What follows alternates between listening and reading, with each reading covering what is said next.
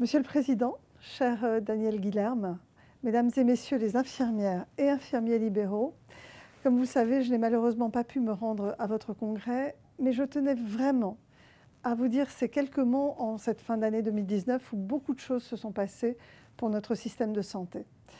Vous le savez, dès ma prise de fonction, j'ai voulu réformer en profondeur et donner à notre système de santé les moyens d'atteindre des ambitions qu'il a toujours poursuivies.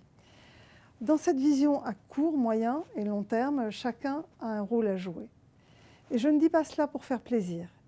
Qui peut imaginer notre système de santé sans que les infirmiers soient largement impliqués dans ces transformations?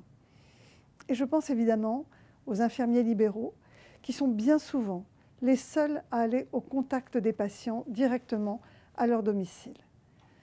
À l'heure où notre société doit prendre soin de ses aînés, il s'agit d'un engagement indispensable. S'il y a bien un maître mot pour comprendre l'esprit de cette transformation, c'est le décloisonnement. Parce que notre système de santé a trop souffert des petites guerres de chapelle et des fonctionnements en silo. Le temps est venu de jouer collectif et les infirmiers doivent être au cœur de ce collectif. Ils le sont déjà, ils l'ont d'ailleurs toujours été, mais j'ai souhaité renforcer votre place. Et ce collectif commence dès la formation. Dorénavant, les infirmiers ne seront plus à part dans les études de santé. C'est tout le sens de l'universitarisation. Le mot n'est pas très joli, mais il recouvre un progrès historique. Les étudiants infirmiers seront désormais des étudiants comme les autres, parce que le décloisonnement, ça n'est pas qu'une notion, ça doit devenir une réalité, et ce, dès l'entrée dans les études. Je m'y étais engagée, c'est aujourd'hui chose faite. De la même façon, nous avons créé un Conseil national universitaire pour les sciences infirmières. Il s'agit d'une décision forte, voire historique, pour la profession. Cela permettra de reconnaître la place des infirmiers au sein de la recherche et d'améliorer ainsi les connaissances cliniques et la prise en charge de nos concitoyens.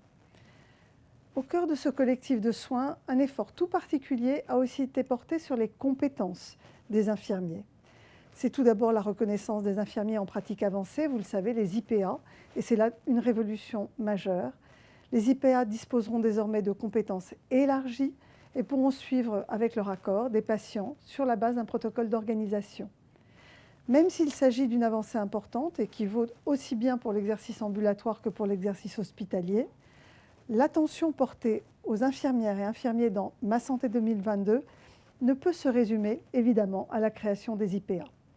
L'évolution des compétences, c'est aussi, et j'y suis très attentive, des missions élargies dans le domaine crucial de la prévention, notamment en matière de vaccination. Et je pense par exemple à la primo-vaccination contre la grippe, qui est un sujet d'actualité.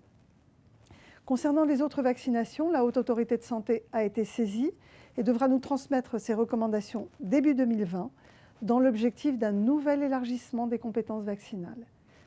De nouvelles compétences qui concerneront non seulement la prévention, mais également vos activités de soins, avec la possibilité d'adapter des traitements et la simplification des protocoles de coopération, comme je l'ai souhaité dans la loi santé de l'été dernier.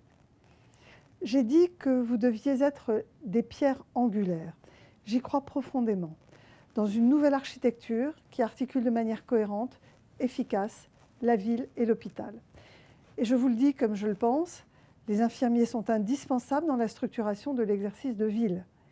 Je compte donc sur votre connaissance très fine des territoires pour être des forces motrices de l'exercice coordonné en ville et du développement des communautés professionnelles territoriales de santé. Vous avez soutenu leur développement et c'est l'engagement de l'ensemble d'une profession pour une responsabilité territoriale que je souhaite aujourd'hui saluer. Dans le champ conventionnel, et même s'il n'est pas d'usage de parler d'argent, avec près de 365 millions d'euros, il s'agit du plus fort engagement financier jamais réalisé dans une convention avec les infirmiers. Cet engagement témoigne du soutien que nous portons aux infirmiers libéraux et de votre place importante au sein de Ma Santé 2022. Ce dernier avenant conventionnel, vous l'avez soutenu, et il permet de valoriser votre rôle dans le maintien à domicile et auprès des personnes dépendantes. Il permet également de valoriser l'utilisation des outils numériques et votre implication dans la téléconsultation. Sur ce sujet de l'innovation, j'ai voulu que cet exercice à distance s'applique également aux infirmiers. C'est l'objet de la création du télésoin dans la dernière loi santé, pendant de la télémédecine, en particulier pour les soins infirmiers. Toujours sur le champ de l'innovation, votre syndicat s'est non seulement fortement mobilisé sur une expérimentation article 51, mais vous l'avez fait avec d'autres professions. Aussi, je suivrai avec une attention particulière le projet Gélule sur les questions de la iatrogénie médicamenteuse chez le sujet âgé. Les services du ministère sont évidemment à votre disposition pour mener à bien cette expérimentation. Enfin, concernant l'actualité de moment et la réforme des retraites, j'ai bien en tête vos attentes, celles qui consistent à être rapidement destinataire des études d'impact des différents dispositifs d'accompagnement et de transition. Je vais m'y employer et mon ambition est intacte, être à la hauteur de la confiance que tout un chacun doit avoir dans sa future retraite. Il nous reste encore beaucoup à faire pour relever les défis de notre système de santé.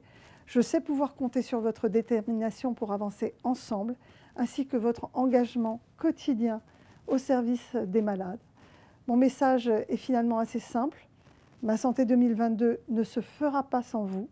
Je vous souhaite donc de très joyeuses fêtes de fin d'année et une très belle année 2020.